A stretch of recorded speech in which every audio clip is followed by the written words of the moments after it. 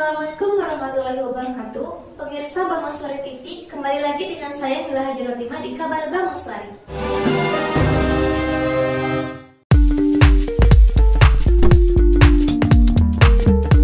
Dalam konferensi pers, Rizal Gibran mengungkapkan bahwa ia masih menunggu klarifikasi atas somasi yang telah diajukan. Namun, hingga batas waktu 7x24 jam tidak ada tanggapan yang diterima. Karena tidak ada niat baik dari pihak terkait, Rizal Gibran pun memutuskan untuk melanjutkan langkah hukum dengan melaporkan kasus ini berdasarkan Undang-Undang ITE tentang pencemaran nama baik. Rizal juga mengingatkan kepada para netizen yang ikut-ikutan menuduh tanpa bukti, agar segera menghapus komentar-komentar mereka. Karena jika tidak, mereka juga bisa terkena tuntutan berdasarkan Undang-Undang ITE. Sebenarnya, Rizal Gibran tidak ingin memiliki musuh.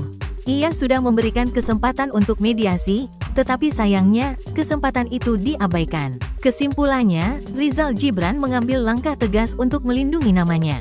Jadi, bagi kalian yang suka berkomentar tanpa bukti, atau ikut-ikutan menyebarkan hoaks, lebih baik hati-hati.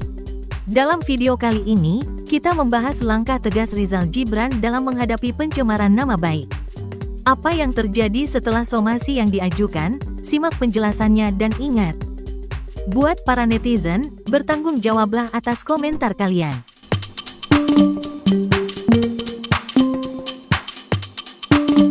Hari ini kedatangan saya kemari SP2T ya untuk di laporan saya yang terkait pencemaran nama baik dan juga Undang-Undang ITE berproses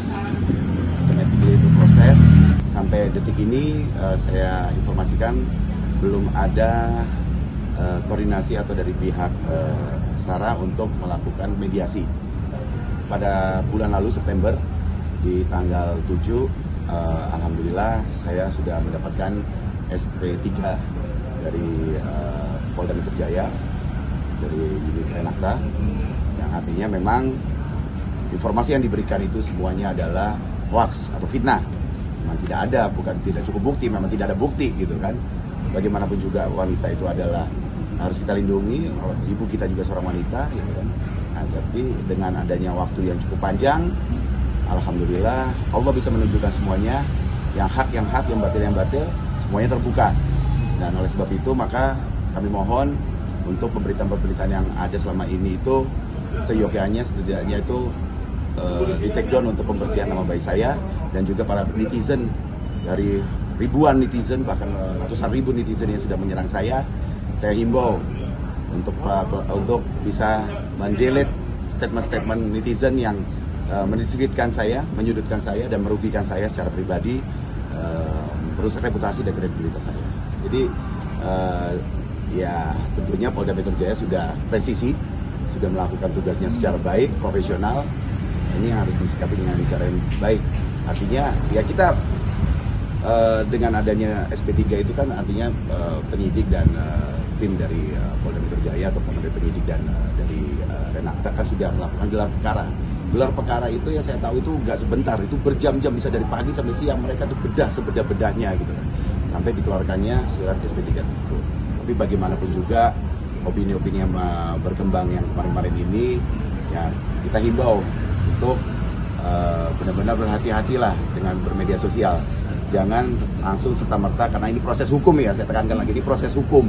Proses hukum itu jangan gampang terbawa opini, biarkan hukum yang berbicara nantinya. Nah, sekarang para netizen, para pemberitaan-pemberitaan baik lewat media sosial ataupun lewat media-media yang lain gitu kan.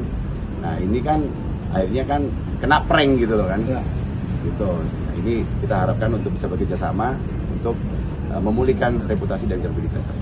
Dan selain yang di sini kan juga ada yang di Polres Bekasi, ya, dengan 2 laporan yang berbeda. Dengan yang saya laporkan juga 3 orang malahan gitu kan.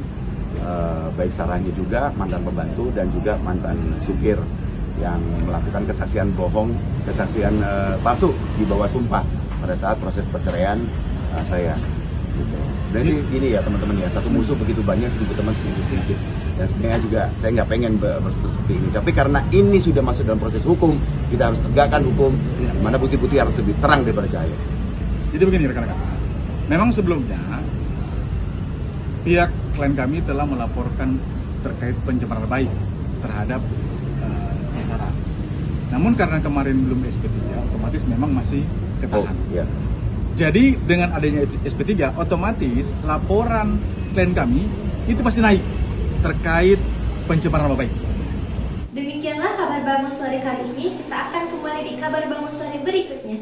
Saya Mila Hajar Fatimah beserta seluruh kru kerabat kerja yang bertugas undur pamit. Billahi taufiq wal hidayah. Wassalamualaikum warahmatullahi wabarakatuh.